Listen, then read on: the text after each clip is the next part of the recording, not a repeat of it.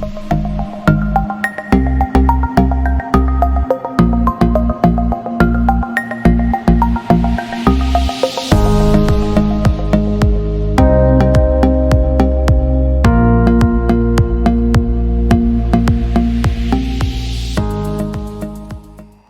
Guys ඉතින් මං අදත් අරන් ආවේ ඔයගොල්ලන්ට PC build එක වීඩියෝ එකක්. ඉතින් අද මං ඔයාලට අරන් ආවේ මං කලින් කරපු වීඩියෝ එකේ ඔයාලට අරන් ආවේ ගේමින් build එකක් රුපියල් 80000ක් වගේ මුදලකට හදාගන්න පුළුවන් හොඳ ගේම්ස් ප්ලේ කරගන්න පුළුවන් හොඳ ගේමින් build එකක්. ඉතින් ඒ ලින්ක් එක මම පල්ලෙහා description එකේ දාන්න. ඒකත් අනිවාර්යෙන් ගිහලා බලන්න. ඔයාලා build එකක් කරන්න ඉන්න කෙනෙක්ට බජට් එකක් වැදගත් වෙන එකෙනෙක්ට ගොඩක් වැදගත් මේ වීඩියෝ එක. ඉතින් අදත් මම අරන් ආවේ බජට් බිල්ඩ් එකක්. ඒක හැබැයි මේ බිල්ඩ් එක ටිකක් වෙනස් එකක්. ඉතින් මම මේක කරන්නේ ගොඩක් ඔයාලගේ ස්ටඩි සහ ඔෆිස් වැඩවලට. ඒ කියන්නේ ඔයාලා ඉගෙන ගන්න කෙනෙක් සහ ඔෆිස් එකක වැඩ කරගන්න පුළුවන් විදිහට brand new parts හදලා හදාගන්න පුළුවන්. වොරන්ටිත් එක්ක හොඳ බිල්ඩ් එකක්.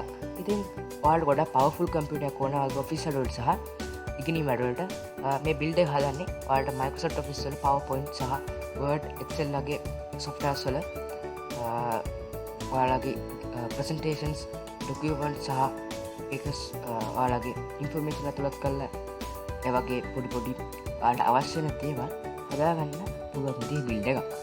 ඉතින් මම මේ බිල්ඩ් එකට තෝරාගත්තේ Intel Pentium Gold G5420 කියන processor එක. ඉතින් මේ processor එක 3 years warranty. මම මේ quotation එක හදන්නේ Nanotech Computer Solutions එකේ.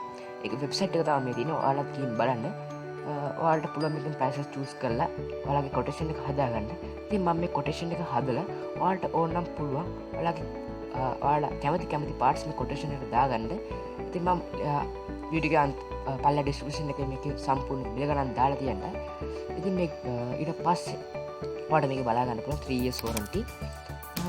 මේකේ ඔයාලට හම්බෙනවා Intel UHD graphics. ඉතින් මෙතනින් බලා ගන්න පුළුවන් Intel UHD මේක processor graphics විදිහට තියෙන්නේ Intel UHD graphics. ඉතින් ඔයාලට මේ graphics card එකක් use කරන්න ඕන වෙන්නේ නැහැ. නමුත් gaming වගේ කරනවා නම් මම කලින් වීඩියෝ එකේ කිව්වා ඔයාලට graphics card එක converter use කරන්න වෙනවා Intel processor එකක් use කරද්දී. ඉතින් ඊට පස්සේ මම motherboard එක තෝරාගන්නේ ගොඩක් අඩු මුදලකට තියෙන රුපියල් 30000 වගේ 500 වගේ මුදලකට තියෙන motherboard එක. මොකද අපිට ගොඩක් powerful motherboard ඕන වෙන්නේ නැහැ. ඉතින් මම මෙතනින් තෝරාගන්නේ Gigabyte H310M කියන motherboard එක. දේවල් වලට. ඉතින් මම මේකත් add කරගන්නවා quotation එකට.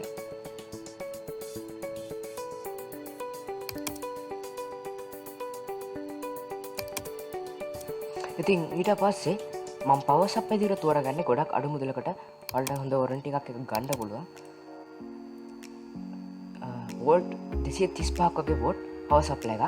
ඉතින් මම මේකත් add කරගන්නවා quotation එකට. ඉතින් ඊට පස්සේ අපිට තෝරාගන්න ඕන අපේ memory එක. ඒ කියන්නේ RAM එක. ඉතින් මම මේ build එකේදී ලොකු RAM එකක් තෝරගන්න 4GB RAM එක හොඳට ප්‍රමාණවත්. ඉතින් මම මෙතන තෝරගන්නේ 4GB RAM එකක්. ඔයාලට කැමති නම් 8GB RAM chip එකකට යන්න. ඉතින් ඊට පස්සේ අපි දැන් processor එක සහ motherboard එක සහ power supply එක වගේම RAM එකකුත් තෝරගත්තා. ඉතින් ඊට පස්සේ අපිට අපේ storage solution එක විදිහට තෝරගන්න ඕනේ. ඉතින් මම මෙතන 1TB hard disk එක තමයි use කරන්නේ. මොකද ඔයාලගේ ඉගෙනීම් වලට ඔයාලගේ documents එක save කරගන්න. නැත්නම් ඔයාලට 1TB hard disk එක ලොකු වැඩි නම් ඔයාලට පුළුවන් 500GB වගේ hard disk එකකට යන්න. නමුත් ඔයා මේ වගේ build එකක් හදලා කෙලින් 1TB වගේ hard disk එකකට යන්න. මොකද ඔයා මේකට Windows install කරන හින්දා ඔයාගේ සමහරක් වෙලාවට ඉත අඩු ප්‍රශ්න එන්න පුළුවන්. ඉතින් මම මෙතනදී තෝරගන්නේ Western Digital 1TB hard disk එක. ඊට පස්සේ මම case එක විදිහට තෝරගන්නවා. ගොඩක් ලොකු case එකක් තෝරගන්න.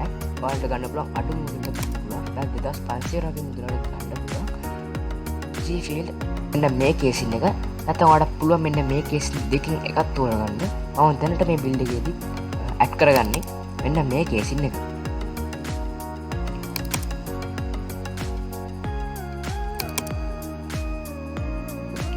ඉතින් අපි දැන්ට ගොඩක් දේවල් තෝරගත්තා.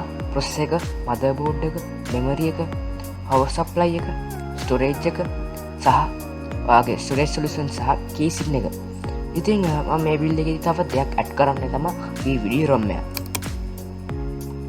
ඉතින් ගොඩක් කරලා ඩීඩි රොම මේ බිල්ඩවල ඇඩ් කරේ වාල් සමානකන ෆිල්ම්සිම් බලන කෙනෙක් නම් වා ඩීඩි රොම්ම ගොඩක් වැදගත් වෙනවන. ඉති වා ඩීඩ රොම්මක් ඇඩ් කරගන්න තුන්දාකට වගේ මුදකටට නැනොටෙක් කම්පිටස් ගණ්ඩ පුළුවන් නැත්තවට සකන්හන් ඩියඩි රොම්මක් ගන්න පුළුවන් තවත් අඩු මුදලකට. ඊට පස්සේ මේ විදිහට තමයි මේ බිල්ඩ් එක වෙන්නේ. ඉතින් අපි අන්තිමේදී කොටේෂන් එක බැලුවොත්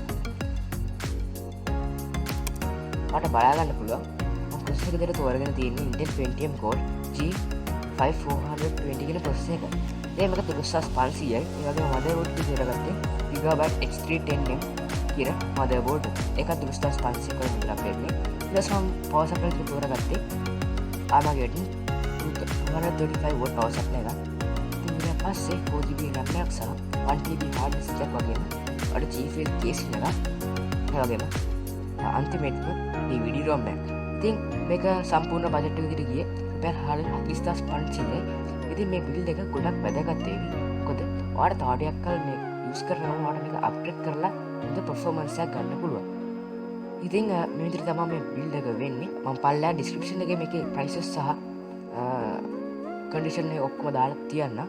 ඉතින් පල්ලා කමෙන්ට් කරන්න කොහොමද මේ වීඩියෝ එක සහ ඔයාලට තියෙන ප්‍රශ්න මොනවද කියලා. ඉතින් ඔයාලට ඉස්සරහට අරන් වෙන ඕනේ බිල්ඩ් සහ තවත් දේවල් ඔයාලා පල්ලා කමෙන්ට් සෙක්ෂන් එකේ කමෙන්ට් කරන්න.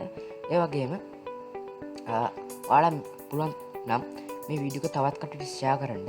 SL Tech Studio channel එක subscribe කරලා නැත්නම් දැන්ම subscribe කරන්න. ඒ වගේම bell icon එක click කරන්න අමතක කරන්න එපා.